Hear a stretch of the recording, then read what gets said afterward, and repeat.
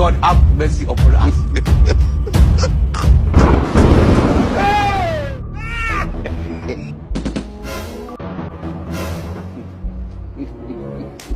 Allah ku taimaka min da sadaka mana. Ai wa ga ma zamanin nan ana bara. Gana zamanin nan ba a bara ba. Da kanta kasar da muke ciki ma neman abin da za a bata zaki. Shi maganar ka ba mana da Allah malam bara nan sai ka taimaka min da Allah yan uwa nake taimaka min za ku taimaka min. Malam baka shawara? Wallahi ka je ka nemi sana'a wannan bara ba za ta kai ma.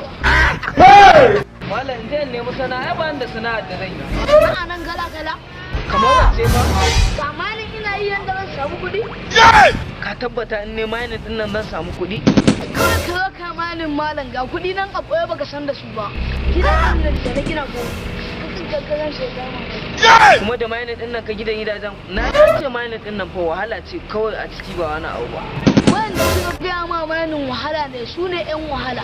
Ni na samu kuɗi a mayanin ba adadi kawai ka zo ka yi mayanin malam. To ai shi kenan ba matsala bari zo ka koya min kawai. Stop it, Jujubi now. Ta ina ma zan fara? Ha ba ka da waya yanzu ai sai da waya ake nemi. To malam yanzu da Allah waye kawa ta 1000 in na siya za ta yi mun? Ha ba malam.